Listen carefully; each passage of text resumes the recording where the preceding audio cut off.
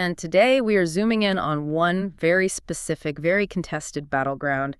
We're looking at round one, group 231. And this single group, it had 4 contenders that could not be more different from each other. Okay, so let's lay them out. First, we had Evanescence's really ambitious orchestral re-recording, which is called Synthesise. Then you had Jimmy Eat World's 9th studio album, Integrity Blues. A band with a lot of history.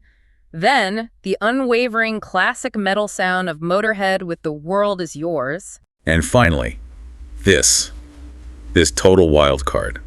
A compilation called Mojo, Ramblers and Gamblers. An absolute grab bag. So we're going to break down the specific rules of the album quest that put this quartet of just disparate sounds into direct competition. We'll also explore why the reviewer is so caught off guard by the overall quality of the group. And then we'll determine exactly how Evanescence managed to win a qualifying spot against what turned out to be a surprisingly strong field. So before we get to the winners, we really need to understand the system.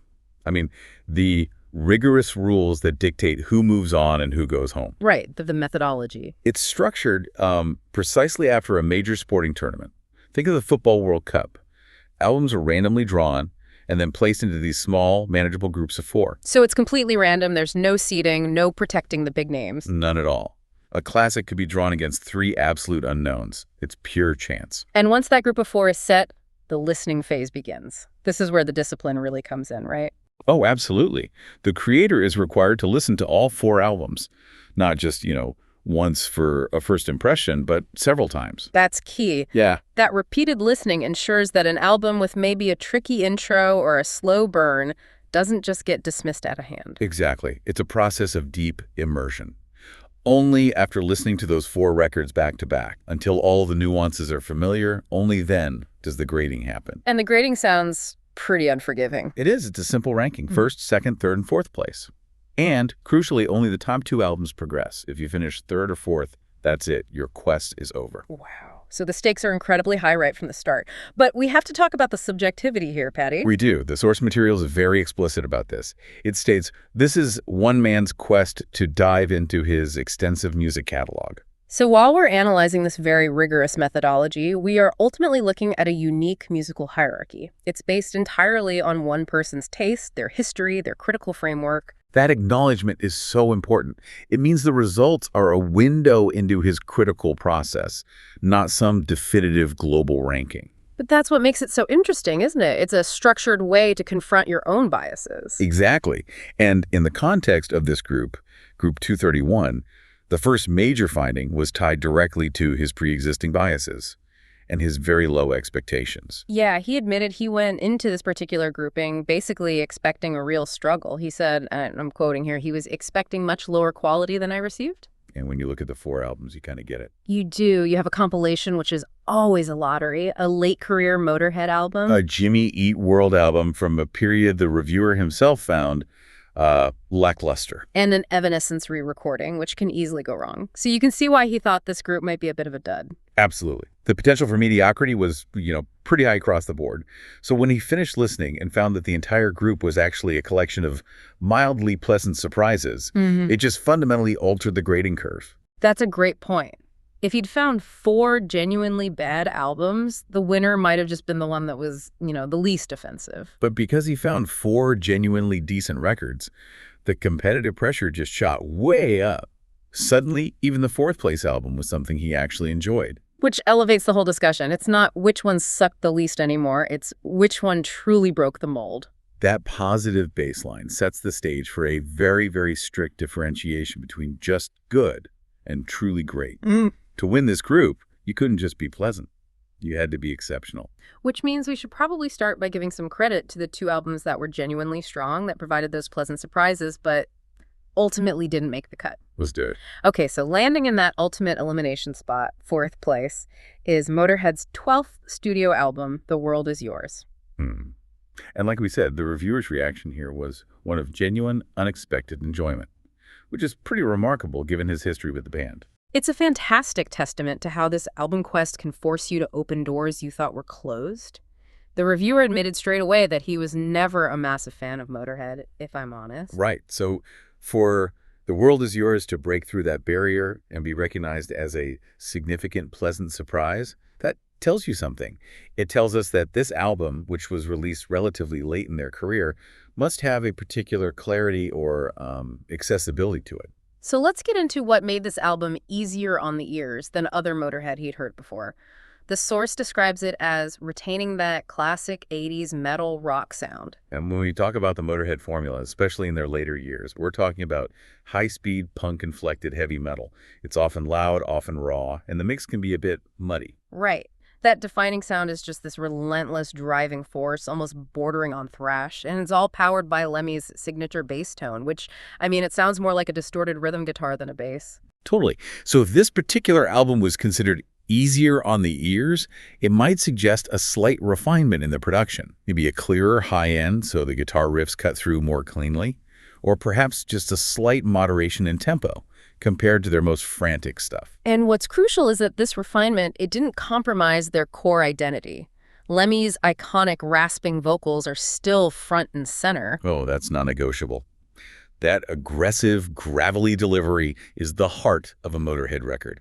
The album maintains the signature edge, while maybe offering a little more sonic breathing room. But here's the paradox. The very thing that made it enjoyable is also what relegated it to fourth place. The formula itself. Exactly. While he enjoyed it, the reviewer noted the criticism that it follows an admittedly fairly generic output and classic Motorhead formula. And this brings us to what you could call the paradox of the formulaic album in a competitive quest like this. In a world where you are searching for the best album of all time, that familiar formula, it actually becomes a weakness. Yeah. If Motorhead releases an album that sounds exactly like what you expect Motorhead to sound like, that's great for the fan. It's comforting. But it doesn't offer anything new, nothing groundbreaking. Nothing truly surprising to capture that first or second spot. That predictability is the killer in this specific competition. Consistency, which for a heritage band is a massive strength, it just translates into a lack of innovation when you're comparing it against 3 other records all vying for singularity. So if the reviewer can sum up the whole experience as decent enough to tap your foot along to, but definitively nothing earth-shattering, then it fails the competitive standard of the album quest. It succeeded in being a pleasant listen, but it absolutely failed to be exceptional. it's a perfect example of how an album can be highly enjoyable and still finish dead last, which just speaks volumes about the unexpected strength of this group. Motorhead is out, but they left a positive impression. It proves the quest forces you to reevaluate even bands you thought you knew. Okay, so moving up to third place, narrowly missing qualification, we get to the compilation, Mojo, Ramblers and Gamblers. And if Motorhead was predictable, this was the exact opposite. He approached this one with what he described as great trepidation. I mean, let's be real, that trepidation was well-earned. The source material is quite dramatic about it. It notes the memory of a previous Mojo compilation that was described as literally a monstrosity. You can just picture him, physically bracing himself, finger hovering over the skip button, preparing for the worst. And that historical context is everything. The last one was a disaster, featuring 50s and 60s Stax label, Motown wannabes. Right, often covering or just mimicking those classic soul and R&B styles, but, falling completely flat. He clearly wasn't prepared for the vibe of this new compilation. And the saving grace was the genre shift. This new Mojo album just completely switched gears. It focused on what the reviewer called new age troubadour wannabes. That's a profound shift. So you're going from retro soul and R&B to a modern, often acoustic kind of folk or Americana sound. So instead of focusing on rhythm and grooves, the new age troubadour sound is more about storytelling, complex harmonies, and often highly introspective biographical lyrics. Right. They trade energy for introspection, which is probably a less offensive starting point if the execution turns out to be weak. And despite his initial fear, the album proved to be borderline enjoyable for the most part. But this compilation gets truly fascinating when you look at the specific tracks that made him raise an eyebrow. This is where the quest rewards that deep, specific listening. Okay, so let's start with the opener. It's called 13th Saint #2 by an artist just called SBT. It's described as playful, biographic, and folky. And the reviewer flags the immediate logistical challenge of this kind of thing. Good luck trying to search for SBT online. It just speaks to the kind of obscurity these compilations often deal in. Obscurity is one thing, but true oddity is another. And that comes in the form of the track We Are Stars by Angel Bat Doweed. Ah, this is the one. The reviewer immediately flagged this as the most far-out track on the record. He called it truly, truly strange. Yeah, we have to unpack this because the visceral reaction it produced is just, it's incredible. The imagery he uses is so specific. It is. He says it felt like being trapped in a pagan festival, surrounded by a group of spaced-out hippies, worshiping a god of fire, and about to sacrifice a small, helpless mammal. I mean, that is not a reaction you have to elevator music. That's a powerful, unsettling experience. So what kind of musical elements would create such a specific image? We can kind of extrapolate. I think so. The reference to a pagan festival and worshiping suggests something ritualistic, maybe a nonlinear musical structure. We could be talking about heavy use of droning instruments, like sustained organ chords or repetitive percussive elements that build tension without ever really resolving. And there could also be some really specific vocal treatments, maybe chants or nonverbal vocalizations that lean into that spaced-out hippie soundscape. Yeah, and if the music rejects conventional Western harmonies, using unusual scales or heavy dissonance, that sense of disorientation of being trapped, it becomes palpable. This track was clearly the emotional peak, or maybe the trough, of the entire group. And then, just when you think you found a pattern of this high-minded musical strangeness, you run into the shock factor of the track titles. Oh, this part is amazing. The reviewer notes, almost in disbelief, the presence of a song called Dickhead Blues, and his reaction is just, what the actual? That jarring shift in tone just perfectly summarizes the compilation experience. You go from a ritualistic, challenging piece of experimental music into a track with such a deliberately raw adolescent title. It completely undermines any sense of a consistent artistic voice. It makes the whole album feel like this weird, deliberate grab bag. But it wasn't all just strange for the sake of being strange. The compilation had moments of real artistic merit. Right. He noted an obligatory Clannad-like effort called Cross Bay by Meg Baird, which signals a familiar, high-quality, ethereal folk sound, the kind of thing designed to balance out the weirdness.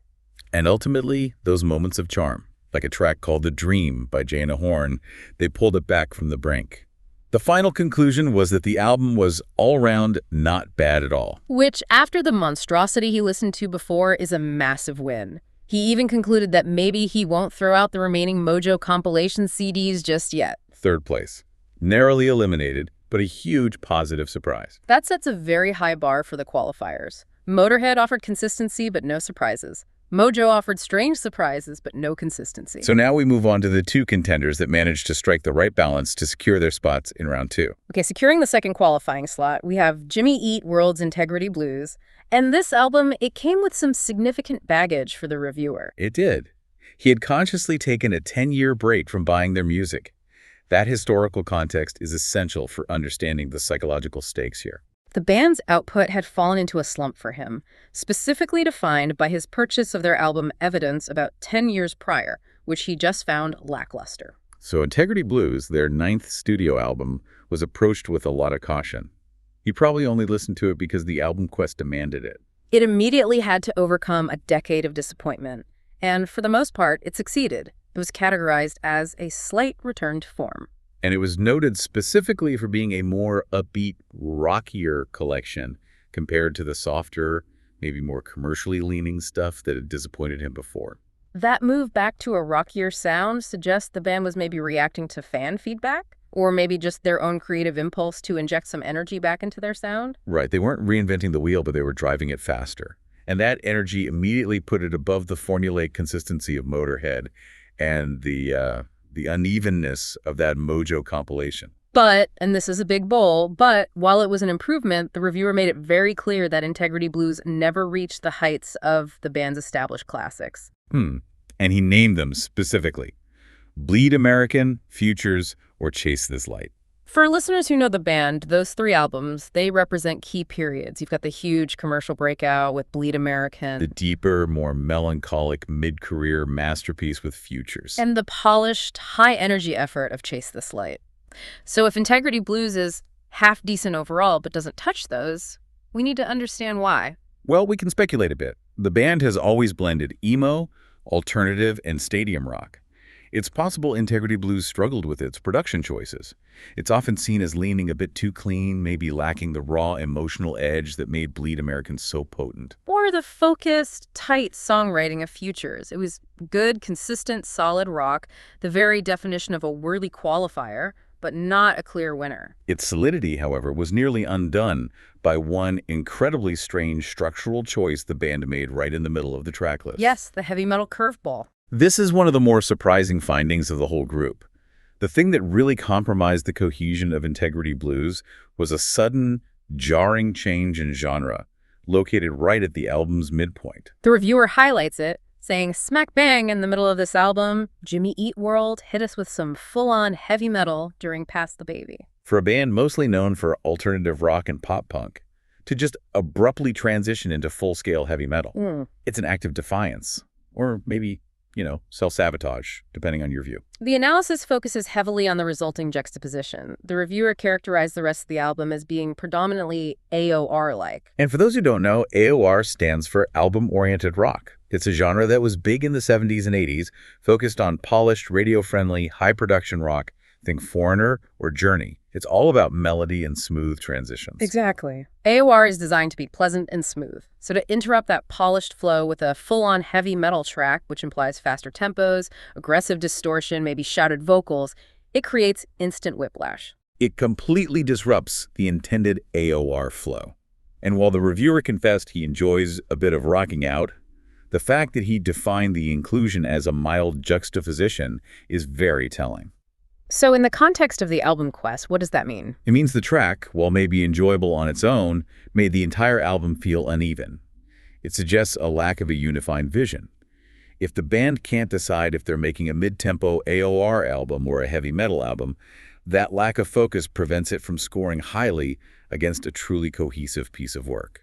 So, Integrity Blues excelled on energy and familiarity, proving to be a solid qualifier. But that one structural oddity, that heavy metal track that didn't quite belong, it cost it the chance to take the top spot. It qualified, securing second place, but it was ultimately overtaken by an album that demonstrated complete thematic and structural unity, and that unity was found in the unlikely form of a re-recording project. Which brings us to the undisputed champion of Group 231, Evanescence's Synthesise. Taking the coveted top spot. Synthesise proved that sometimes recontextualizing your own history can be more powerful than creating something entirely new. And the reviewer started with a massive misconception about the album, which only made the surprise better. Right. His initial thought was that Synthesise was just a simple orchestral reworking.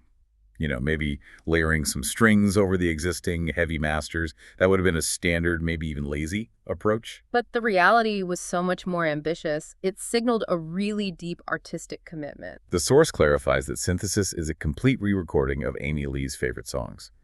They used any and all types of instrumentation, which meant so much more than just adding a cello. They essentially dismantled the songs and then rebuilt them from the ground up, bringing these very beautiful string and piano sections emphasized and brought to the fore. And that is a crucial technical detail. When you completely re-record, you are changing the entire sonic architecture of a song. The original tracks were defined by those massive distorted guitars, heavy drums, that saturated soundscape, what the reviewer called mid-noughties heavy metal supremacy. And Synthesise stripped all of that away. It focused on acoustic instruments. The string sections aren't just window dressing, they are the foundation now. They're taking over the harmonic role that the guitars used to occupy. This speaks directly to Amy Lee's vision, which is captured perfectly in her quote. These songs were redone the way they should have been. That is such a charged statement. It suggests that even at the height of their success, the material was constrained by genre conventions. The heart of the songs, the deeply classical, gothic, melodic structures, were perhaps always fighting against the heavy metal production that was required for mass appeal at the time. So Synthesise became this avenue for artistic fulfillment, a chance to perfect the emotional narrative without all the volume. Exactly. By prioritizing the string arrangements, the piano, and her own voice, Amy Lee transformed the songs from rock anthems into these dramatic, symphonic pieces. And that level of comprehensive reappraisal and execution gave the album an immense thematic cohesiveness. Something the other three albums in the group just couldn't match. To really understand the accomplishment of Synthesise, the reviewer placed it within a larger context of similar musical projects. He showed that this style of reimagining is a recognized subgenre in music history. Right. He specifically named Chris Rea's New Light Through Old Windows.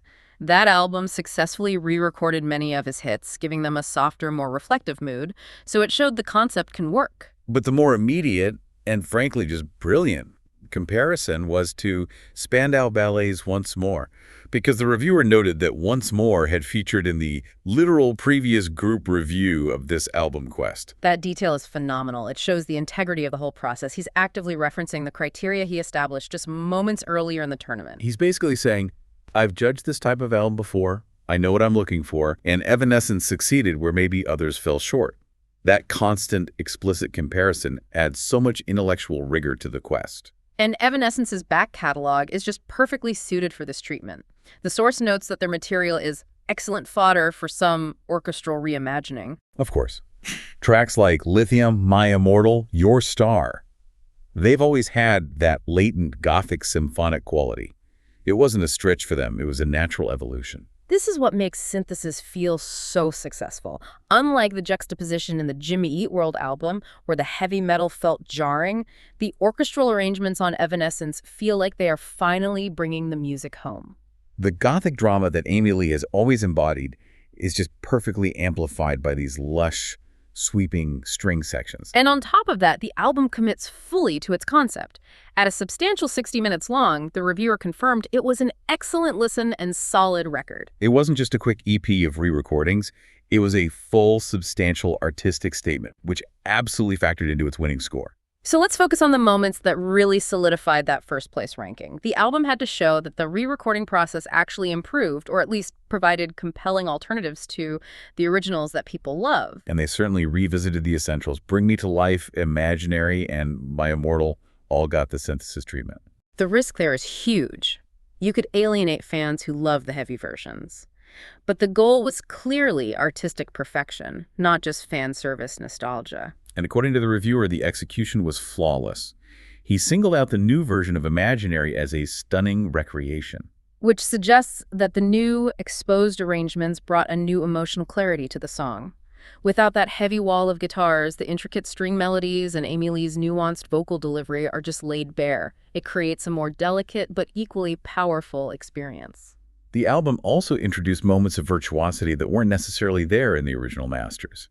The track High-Low features a moment that was highlighted, a truly wonderful piece of virtuoso violin soloing. That detail elevates the album beyond a simple pop reinterpretation. It highlights the technical skill of the musicians brought in to execute this vision. It adds a classical depth that can stand on its own. This is where a re-recording truly justifies its existence, by adding layers of complexity and musical skill that weren't prioritized in that mid-noughties metal landscape. And the emotional core is absolutely vital. Amy Lee's vocal excellence is undeniable, and it's emphasized throughout the entire 60 minutes. The reviewer specifically highlighted her gorgeous vocals and the emotional performance on My Heart is Broken. When you remove all that distortion, the raw power and control of her voice become the dominant force. The vulnerability, which was sometimes masked by the production on the earlier albums, is now amplified. Synthesise proves that the core songwriting talent was always there. And that maturity allowed the band to finally present the material in its purest, most powerful form. However, we have to return to the ultimate caveat, the point that separates a brilliant re-recording from the undisputed original. Right. The reviewer made it very clear that while Synthesise is excellent, it does not top the original album Fallen. And this final judgment is the crux of the entire album quest philosophy for this group. Fallen is defined as a pure, majestic tour de force of mid-noughties heavy metal supremacy with wall-to-wall bangers. The reviewer concluded Amy Lee could never recreate that specific, singular moment of lightning in a bottle. So Synthesise won the group because it was a cohesive, beautiful, and expertly executed conceptual piece. It maximized its own potential, but it couldn't overcome the cultural and artistic power of that original moment of genius. It's a victory for refinement, but a loss in the face of raw, genre-defining originality. So we've navigated Group 231 of the album quest, a fascinating cross-section of genres and approaches.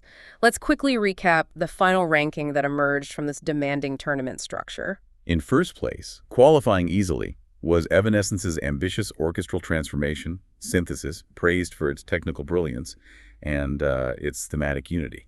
Following closely, securing that second qualifying spot, was Jimmy Eat World's Integrity Blues. A solid, if structurally a bit uneven, return to form that was rockier and more upbeat than their previous efforts. Eliminated but proving their quality was the compilation Mojo, Ramblers and Gamblers in third place. offering bizarre but ultimately charming musical oddities, including that unsettling pagan festival soundscape. And in fourth, Motorhead's consistent but predictable metal formula, The World Is Yours, which was a pleasant surprise but just lacked the innovative edge for qualification.